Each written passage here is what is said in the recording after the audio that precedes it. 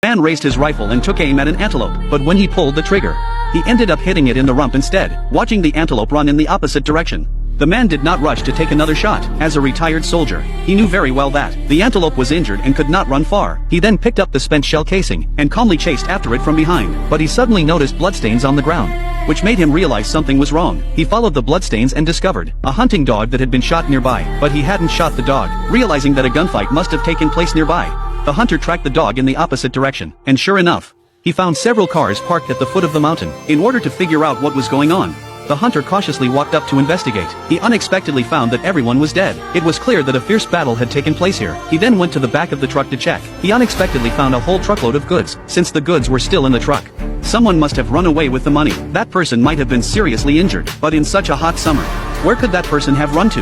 The hunter guessed that he had gone to a shady place. Soon, the hunter saw a figure under a large tree, but the hunter did not rush forward. Instead, he waited quietly for half an hour. After confirming that the man was not moving, he dared to slowly walk forward to check. Sure enough, the man had stopped breathing. He saw a black box next to him. The hunter curiously opened the box to check. He found that it contained $2 million.